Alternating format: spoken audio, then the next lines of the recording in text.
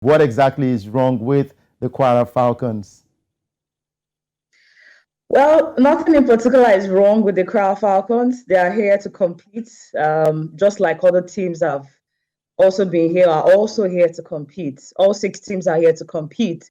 But at the end of the day, only four teams would make the playoffs. So you either play hard and win or play hard and lose because from the first game, it showed that they were beat G3 and all that, which you would all expect is their debut season.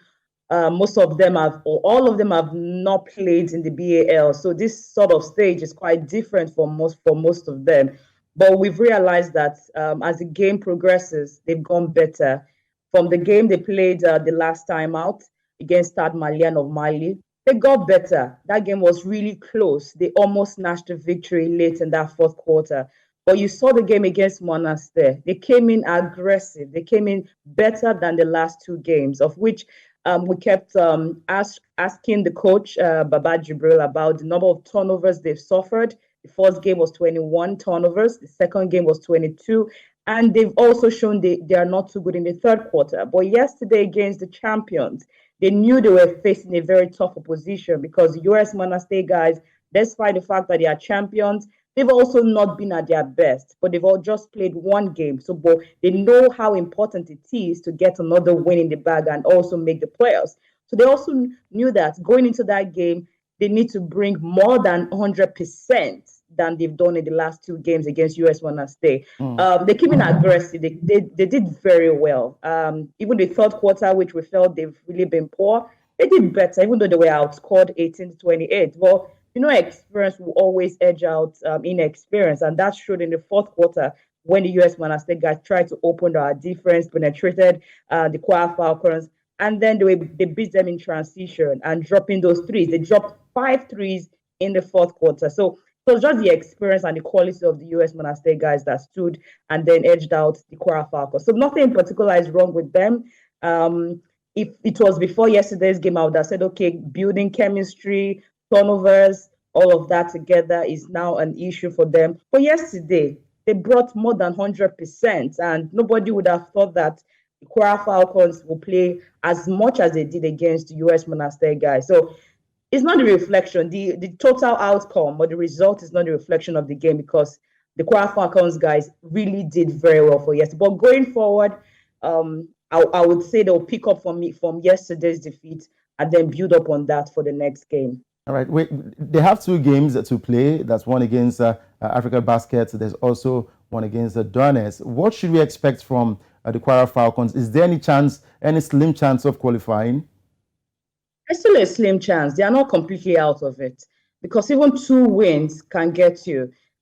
Before the tournament started, when I looked at it on paper, I tipped the first two games as the games that they could have won against REG. They saw that game looked like a winnable game for the Kwara Falcons guys. And again, even Stade Malien, it was a game they could have won. And looking at the fact that Stade Malien, they met the same side 2 weeks ago in Abidjan in an invitational tournament. So they had a feel of what they should expect from the team. So, but playing against AS Douanes, they have a chance because AS Douanes have been, should I use the word terrible? Maybe I'll be too harsh. They've been very disappointing in this tournament because they are the hosts. And they have two of the best scorers in the history of the BAL, Terrence Stoglin and then Marcus Crawford. They have two of the best because for Stoglin, he scored 40 points in the game in the BAL that's sometime in 2021, and he repeated that feat in 2022 BAL when he played for AS Saleh.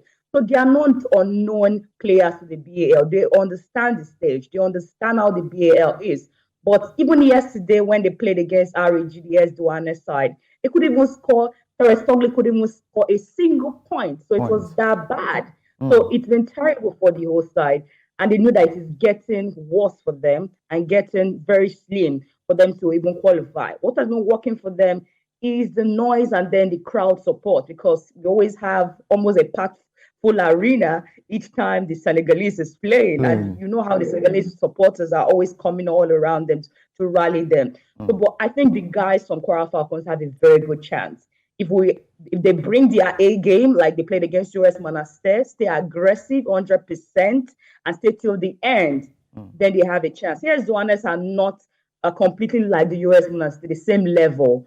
Yes, they have some good guys, that's in Terry Sugglin and Crawford, but on their good days or on their bad days, like we saw yesterday, you really will have a chance. So for Kwara Falcons, they are not out of it.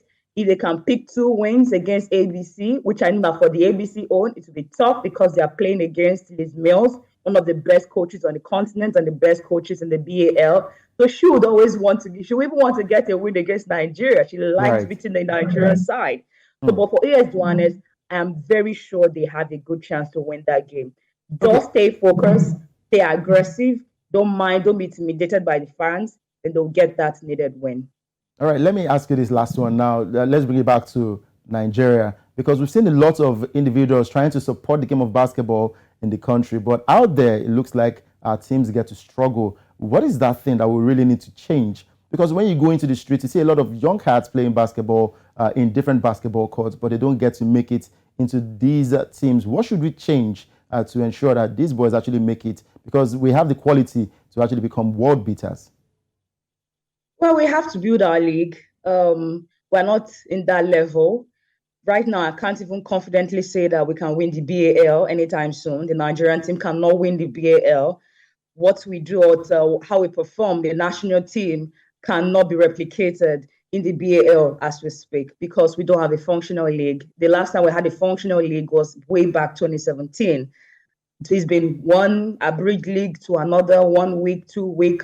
The power tussle didn't really help matters. Yes, we now have stability at least. So hopefully the new board will get back to work and get back to work quickly and see how they can bring up a functional league. Every nook and cranny of Nigeria, you have a Nigerian player or let's say future talent. We are talented. It's not just football because you look at football and said, okay, yes, you can say, okay, there are players or there are people who can pick a ball. But for basketball, it's the same thing because aside football, the next team sport in Nigeria that people love is basketball.